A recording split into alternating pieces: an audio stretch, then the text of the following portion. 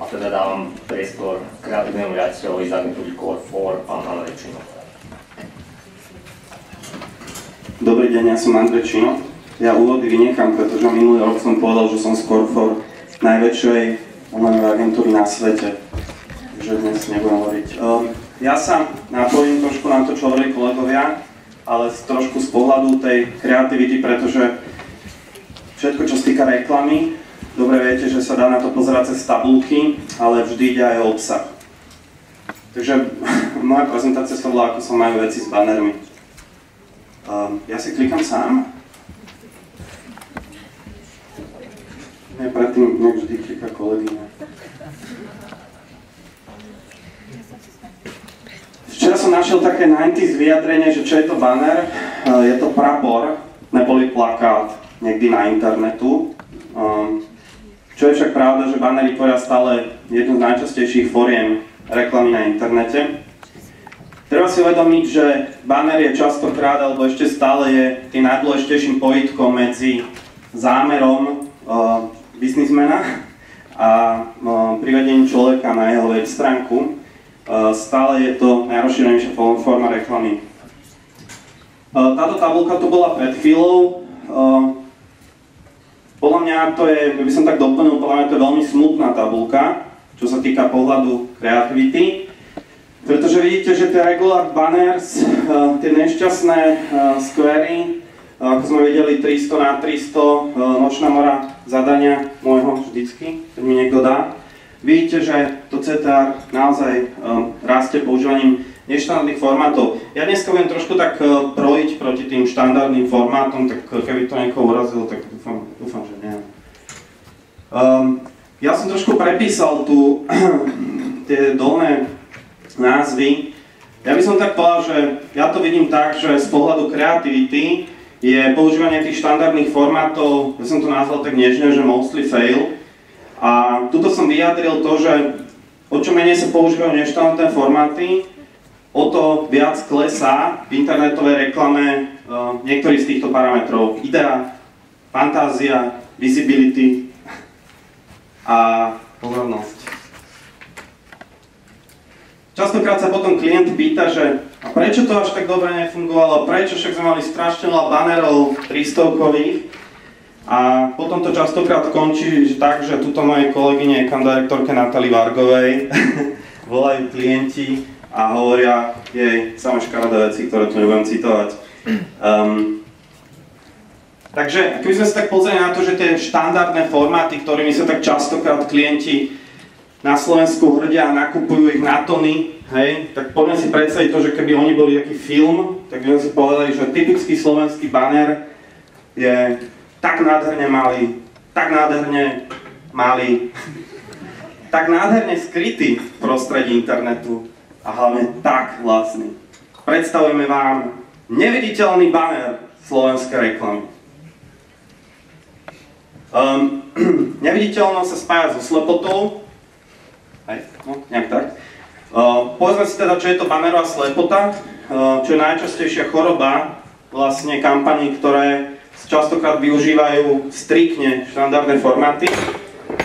Bannerová slepota, ja som to povedal tak, je narastajúca rezistencia, taký ten podvedomé prehliadanie týchto reklamných posolstiev, s ktorými sa človek stretáva najčastejšie v rovine slovenského internetu. A to vlastne vedie k tomu, že mali by sme všetci spoločne, to znamená, že my, agentúry, kreatívci, vy, klienti, dbať na to, aby sme sledovali tie trendy zo zahraničia, aby sme používali neštandardné formáty. Aj keď si za ne človek priplatí trošku, môže to byť efektívnejšie. Ak by náhodou niekto nevedel, že čo je to tá bannerová slepota, tak vlastne ono to funguje asi takto. Ja som dneska ráno, keď som dokončoval prézu, sa mi podaril takýto kapitálny úlovok.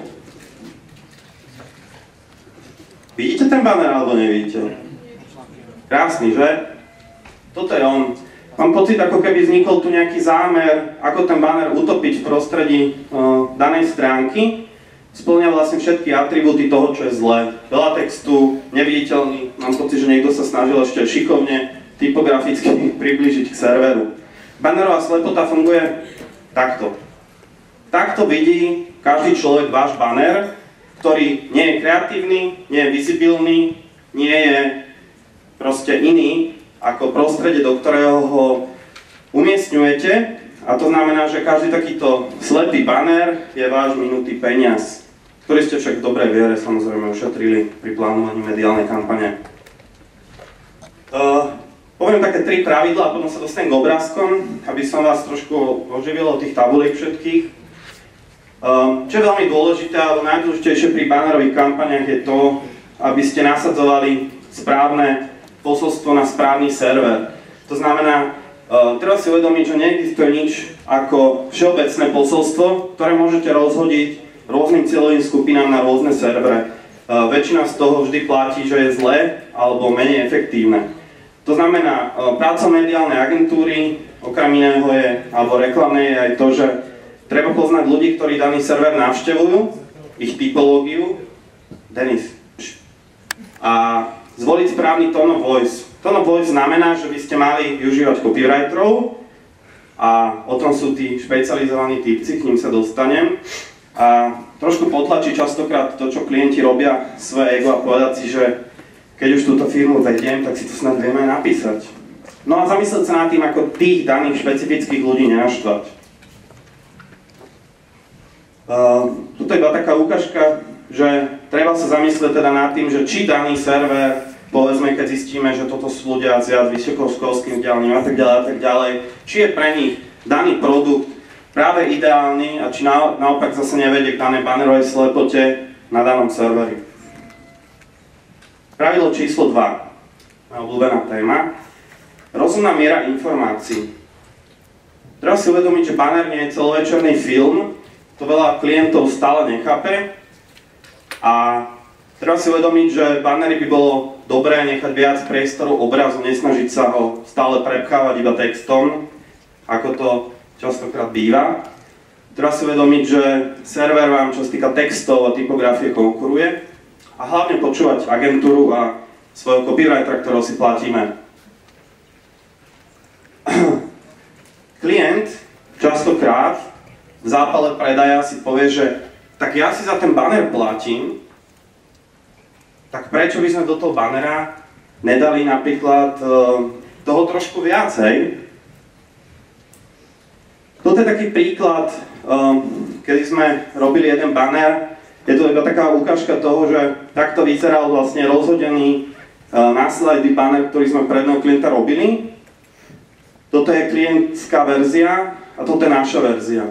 Treba si uvedomiť to, že človek, keď náhodou zazrie váš banner, to ste už dosiahli maximálne veľa. Hej? Väčšina ľudí nechce vaše reklamy, nechce vidieť vaše bannery, proste ľudia nechcú reklamu. To znamená, že keď mu ju spravíte, a pustíte im celovečerák, kde sa k pointe prepracujete po nejakých 15 sekundách slajdovania, nemyslíte si, že to ten človek bude čítať. To znamená, že keď vám agentúra odporúča takéto známe pravidlo alebo ten večný súboj, že agentúra povie, že je tam veľa textu, pán klient, a pán klient povie, že ne, to je dobré, to ich bude zaujímať, veď môj produkt zaujíma preto všetkých. Treba si uvedomiť, že naozaj je veľký rozdiel pre čitateľa, človeka, ktorý nechce reklamu medzi týmto a medzi týmto. Dostanem sa k tomu web copywriterovi, lebo to je podľa mňa vec, ktorej teda ja ako z profesionálneho hľadiska musím trošku tú osvetu šíriť. Je to, že je pravda, že tí týpci sú divní. Hej? Ako keď sa s nimi stretnete a on príde na tú prezentáciu, vy ste v tom obleku a tak a oni prídu v tých riflách a v tom tričku a proste vyzerajú fakt divne, naozaj sú divní. Tí weboví copywriteri vyzerajú čudne, väčšinou sú to brutálni introverti alebo extroverti. Väčšinou sú to takí tí, čo veľmi trendovo sa obliekajú a to vás častokrát dráždi. Určite berú drogy, na to netreba zabudnúť. Taký človek predsa nebude vám hovoriť, že čo tam má byť v tom banneri a nemá byť. Svoje dieťa alebo auto by ste mu tiež tým pádom logicky nezverili. Ale treba si uvedomiť je to, že ak je tá agentúra dobrá a zamestnáva dobrých ľudí, tak ten človek vie písať lepšie ako vy a mali by ste mu dôverovať. Pretože nejde vždy iba o tabulky a o tie krásne stĺpčeky, ale v konečnom dôsledku o tom, čo tam pustíte do toho bannera.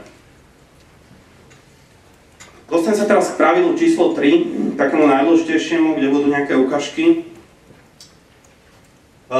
Výrazná kreatívna forma bannera. Ja nechcem vás tlačiť do toho, aby ste realizovali samoučelné kreatívne kampane. Chcem si iba upozorniť na to, že správanie užívateľov sa za posledné roky veľmi zmenilo. Už vedia, čo je to reklama. Vaše fóry, triky a tajné zámery majú ľahko prehliadnuté. To znamená, tým, čím si ich väčšinou môžete získať, je buď dobrý produkt, ktorý sa vraví, že nepotrebuje reklamu, alebo ho musíte upútať. Musíte nejaký ten gaming proste v ňom spôsobiť, do niečoho zatiahnuť. Tuto som vypísal také formy bannerov, ktoré ma napadli, je ich oveľa viac, veľa z nich nemá ani vlastné meno a veľa tých kreatívnych výstupov sú kombinácie týchto rôznych typov bannerov. Ja som ten štandardný skver prečiarkol, pretože som si povedal, že dneska proti nemu akože tu vedem vojnu. A pomenoval som ho teda, že keď už, tak kreatívny skver. Potom sú také štandardné, alebo teda štandardné, neštandardné formy vlastne dneska. Sú to expandy, o ktorých tu predchôd sa hovorilo. Active Pilot video, obrovský podceňovaný formát na Slovensku, pretože za neho klienti nechcú platiť. Interstitial, interaktívny banner, každý je interaktívny, ale trošku inak interaktívny. A niečo, čo som neviem, či som to anglicky dobre povedal, že obutonované bannery. Takže prejdeme si ukážky týchto, nejaké, čo som vybral. Kreatívny skver. Niekto si povie, že napíše do skveru, že toto a toto máme, toto a toto kliknite, tuto je dodatočný benefit, a tuto je ešte dodatočný benefit k dodatočnému benefitu, a tuto je potom textshot ešte, a ešte button a 3 linky. A niekto si povie, že využije tú klasickú slabinu tých skverových bannerov a urobí v rámci nich niečo kreatívne. Viete na to kliknúť, prosím? Či ja to musím kliknúť? To nebude, nie je to prepojené. Čo nie je prepojené? To? Dozadu. Ale nie je zapojený internet. Nie je zapojený internet? Som to povedal na začiatku. Ale však toto je konferencia v internete. Tak to popíš. Zahraj. OK. Tak ja tu budem hrať asi. No, takže Dexia Action v zahraničí spravilo vlastne to, že umiestnili do skverov, natočili mladé kapely v rámci danej krajiny a urobili vlastne to, že to video umiestnili do každého toho skverového bannera. To znamená, že vy keď ste prišli na stránku, každý banner, ktorý ste videli, bola vlastne kapela, ktorá sa krčila v tom malom skveri, ale reálne hrala, mohli ste si zapnúť zvuk a mohli ste si vypočuť dané kapely. Tuto sa teda bavíme o takomto neštandardnom využití skverového banneru, ktorý používa nejakú novú formu alebo nejakým novým spôsobom dokáže upútať toho užívateľa.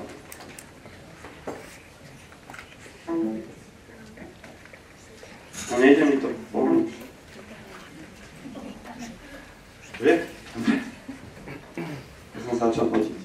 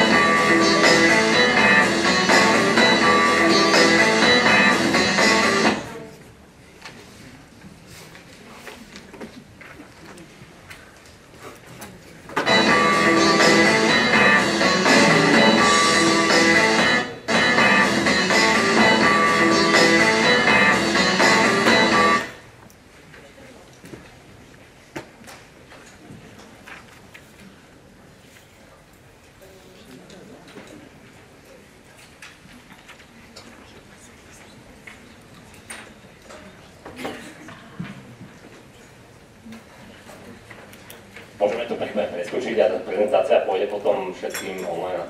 Jasné. Dobre.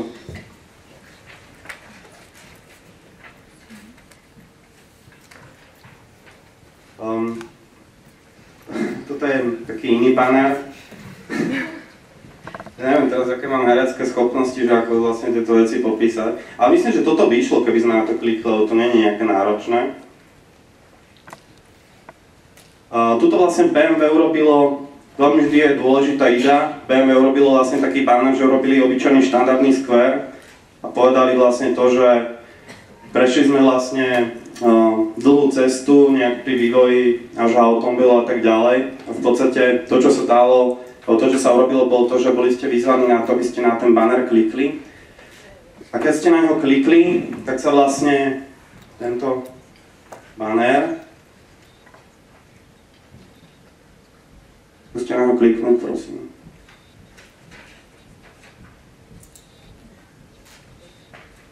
Tak sa vlastne tento banner rozbalil na taký nekonečne dlhý pás, že ste mohli scrollovať a scrollovať a scrollovať, až tá samotná web stránka dávno odišla.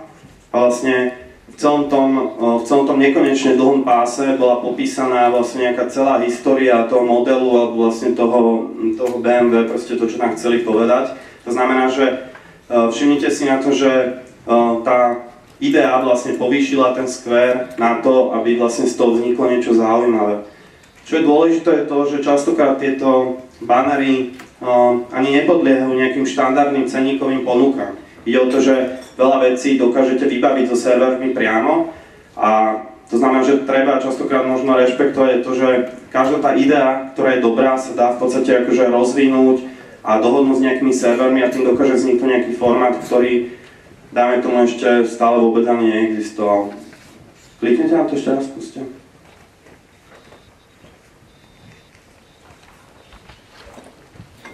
Nič. Dobre, tak poďme naspäť.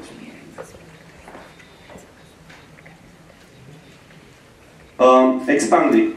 Expandy sú oficiálne, ale teda stále sa o nich hovorí ako neštandardných formátoch, ale dá sa povedať, že sú to také štandardné formáty dneška. Podľa mňa nahradzujú istým spôsobom, rozširujú možnosti skverového formátu. Keby som mohol kliknúť, tak by som vlastne ukázal to, že väčšinou teda ten expandový formát je to, že sa vlastne z toho malého skveru niečo objaví na web stránke, niečo zväčší, niečo vám prejde po stránke a po 6 sekundách sa to zase zbalí naspäť.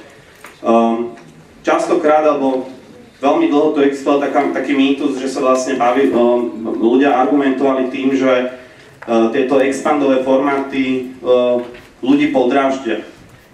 Dá sa povedať, keďže my sme mediálna agentúra, že sme si úplne istí, že v globále to už neplatí, pretože ľudia proste si zvykli na tú kreatívu a veľakrát to proste akceptujú, keď je to zaujímavé. To znamená, že tie expandy sú tak obrovsky klikané, že môžeme si byť už istí, že vo väčšine prípadov ľudí v podstate nedraždia a oni istým spôsobom sú takým tým nahradili to, čo takedy bolo štandardné a proste dneska si myslím, že tie expandy sú také povinné minimum, ktoré by malo v kampaniach v podstate existovať.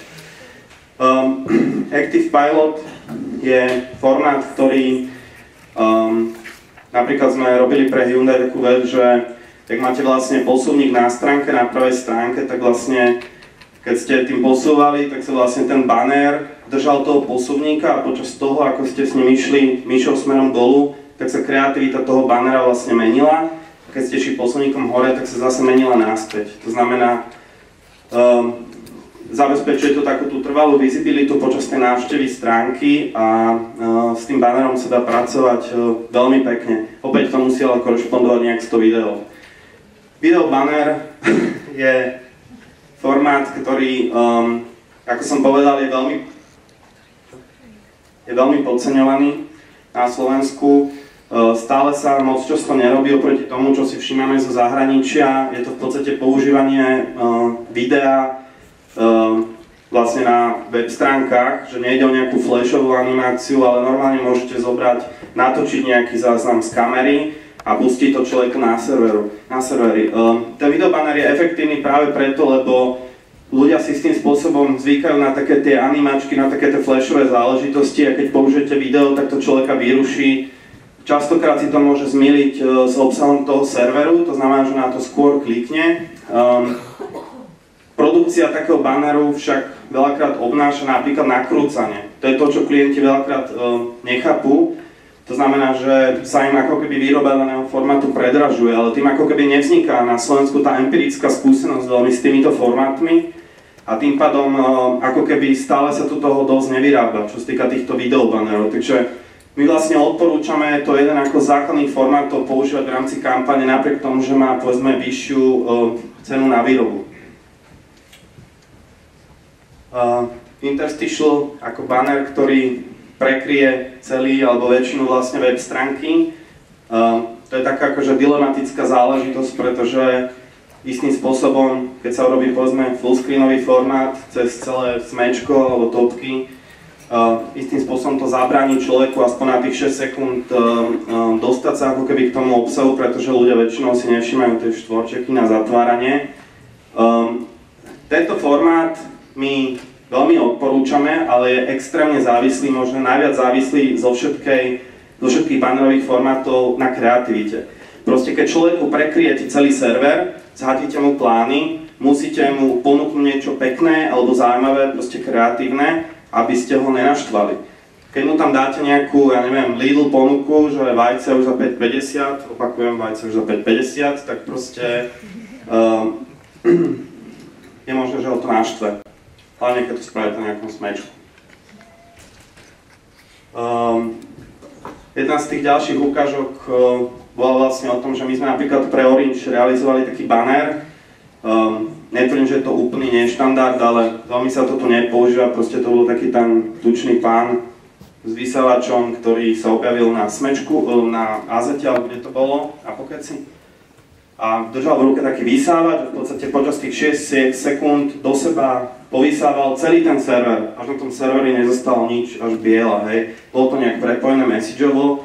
Bolo to pre nás veľmi extrémne klikaný formát práve preto, že myslíme si, že to bolo nielen tou ponukou, lebo neviem, či Orange je úplne lovemark, ale bolo to hlavne tým, že to človeka zaujalo. To znamená, že stále budem opakovať, že existuje silná súťažnosť medzi kreatívnou ideou a medzi sympatiou ku kliknutiu povedzme na daný formát. Podobný formát sme realizovali aj pre Hyundai. Išlo v podstate o nejakú ideu, že zložíte do toho nového kombička všetko. A išlo vlastne o to, že celý ten banner sa ako keby vyskladal, zložil sa do také kocky a tá potom vnikla do kufra vlastne toho auta a potom prišiel vlastne ten message. Tiež to bol veľmi, veľmi klikaný formát. To znamená, že my sme ani není veľmi opatrní, čo sa týka používania takýchto extrémnych formátov, pretože veľmi dobre nám fungujú, ale veľmi si dávame pozor na to, pre akého klienta alebo ako ten message spracovávame, aby to človeka zaujalo a nepodraždilo. Interaktívny banner, alebo iným spôsobom interaktívny banner, znamená to, že dajú sa vlastne robiť také veci, že vlastne bannery, ktoré sa nachádzajú na stránky, ktoré to môžu byť aj skvery, nejakým spôsobom súvisia so stránkou a činnosťou, ktoré na nej vykonávate. To znamená, Nissan realizoval v zahraničí veľmi pekný projekt, kedy im klesala vlastne miera toho, ako si ľudia objednávali testovaciu jazdu. A spojili to vlastne s tým, že zistilo sa, že ľudia si najviac nových aut kupujú alebo objednávajú vtedy, keď si kupujú nový domov. Takže dohodli sa s takým veľkým realitným serverom, že človek vlastne keď si na ľavej strane vyťukal, že hľadám taký dom v takej lokalite, mal by mať také a také parametre, tak vlastne banner podľa toho vlastne detekoval, že o aký typ človeka sa jedná, či je to rodinný typ, nejaký solitárny typ, akčný typ človeka, alebo naozaj venkovský typ. A ten banner mu vždycky, počas toho, ako si človek vybral danú nehnuteľnosť, mu ponúkol konkrétny typ vlastne Nissanu z jeho ponuky. A vlastne počas toho, ako človek si povedzme zmenil jeden z tých parametrov, okamžite mu ten banner ponúkol iný typ Nissanu. To znamená, že opäť hovorím o tom, že tu nejde o to, že skver nemôže byť, ale ten skver musí byť niečím veľmi povýšený, A tento projekt je proste pekná festivalová záležitosť, určite si to pozrite potom, keď budete mať internet. V Nemecku sa realizoval veľmi pekný projekt, ktorý mal taký sociálny charakter a bolo to vlastne o tom, že zistilo sa, že ľudia ako keby viac a viac odmietajú prispievať bezdomovcom alebo takým tým pouličným umelcom, hej, ktorí vám hrajú na gitaru alebo husle. A urobili vlastne takú veľmi peknú kampaň, že presvedčili klienta, že pôjdu natočiť tie banery, že oslovili 50 takých tých bezdomoveckých street artistov a na ulici ich pred malým green screenom vlastne natočili, či hrá na husle, na banjo alebo na čokoľvek. A potom si povedali tí ľudia, že keď ich ľudia ignorujú na ulici, tak možno ich nebudú ignorovať na internete. A vznikli vlastne z toho takéto banery, ktoré sú asi full screeny, alebo neviem. Ale vždy, keď ste prišli na server, tak si tu objavil ten konkrétny bezdomovec, ktorý vám to svoje číslo, ktoré hral na ulici, vám vlastne zahral priamo na serveri. A vy, kým ste ho zrušili, tak ste sa mohli rozhodnúť, že buď ho zrušíte, alebo že priamo cez internet, prepojený systém cez internet banking a tak ďalej, ste mu mohli prispieť vlastne na nejakú jeho výbavu, to čo on potrebuje. V realite sa vlastne tieto banery stali takými úspešnými, že ľudia vlastne prispeli tak veľa peňazí, že potom človek si na tej web stránke mohol pozrieť ďalšie videá, ktoré ukazovali, že každý ten bezdomovec dostal či už nejaký mini príbytok alebo spacievaky, nové hudobné nástroje a tak ďalej a tak ďalej. To znamená, že všimnite si, že tu nešlo len o nejakú novú alebo inovatívnu formu banera, ale aj spôsobu jeho využitia a prepojenia na také tie ostatné kanály ako web stránka, nejaká PR komunikácia a tak ďalej. To znamená, že bol to fakt akože pekná vec, to si pozrite. Posledná kategória sú tie butonové banery. Možno ste si všimli, že aj u nás sa už dosť často začína využívať taká forma, že zistilo sa, že ľudia oveľa viac kliknú na banner, ktorý je v tvare butonu, alebo do neho pridáte butón, teda tlačítko. To znamená, ono je to taká, my to tak nazývam, že ono je to taký odžup, ale zistilo sa, že to vlastne funguje. To znamená, že vy keď spravíte nejaký banner a človek vlastne neklikne na to celé, ale v momente sa zdá, alebo nám to teda tie naše analýzy tak ukazujú, že zdá sa, že keď v závere toho bannera, alebo v jeho začiatku, sa nachádza nejaké tlačítko, tak ten click rate ako keby opäť narastá. My si myslíme, že je to vlastne kvôli tomu, že ľudia sú zvyknutí, ako keby to chovanie na internete vlastne vychádza z toho, že ľudia sú zvyknutí nájsť niečo, vidieť butón, kliknúť, reagujú tak inštinktívne. A zdá sa, že veľa z toho inštinktívneho správania sa prenáša aj na vlastne klikateľnosť banerov. To znamená, že my to už používame takmer štandardne pri našich klientoch, že používame tieto veci a všimli sme si, že naozaj tá krivka vlastne klikateľnosti na tie banery nám dosť výrazne narastla. Takže ja som sa tak rýchlejšie prepracoval k záveru, ako som myslel, ale ja by som možno chcel povedať iba taký akože message na záver, lebo ja to mám tak vo zvyku, a to je to, že ja neviem, koľko tu je ľudí z strany klienta, ale ja vás nežiadam, alebo nevyzývam vás k tomu, aby ste vy nejakým spôsobom samoúčelne dotovali nejaké kreatívne alebo technologické experimenty v prostredí internetu, ale treba si uvedomiť to, že proste my tu máme evidentne z tých úvodných tabuliek vidno, že stále to existuje nejaká bariéra.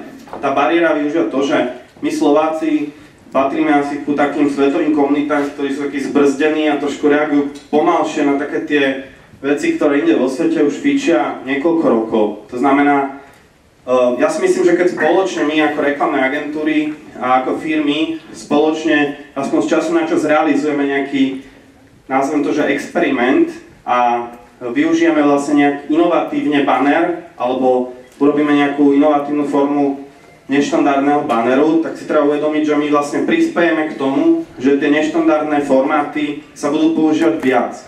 A keď sa budú používať viac, budeme mať nové dáta, o ktorých budú môcť túto kolegovia rozprávať a budeme môcť tu o pár rokov, možno už o 2 alebo o 1, neanalyzovať iba povrchne, že tak toto sú skvery a toto sú neštandardy, ale budeme sa tu môcť zaoberať relevantnou analýzou úplne nových vecí, ktoré sa na Slovensku zatiaľ robia iba veľmi minoritne. Takže si myslím, že to nie je iba v záujme nás, kreatívcov v reklamkách, ale aj vás ako klientov, aby sa tento trh alebo ten komunikačný segment v prostredí internetu vlastne pohol niekam ďalej. To znamená, že my ako agentúra veľmi radi vyzývame klientov, aby to proste vyskúšali, možno aspoň na jednej prípadovej štúdii a možno uvidia, že sa pred nimi objaví nejaká úplne nová, efektívnejšia cesta, ako používali doteraz. To je asi všetko z mojej strany a prezentáciu teda doručím. Ďakujem pekne.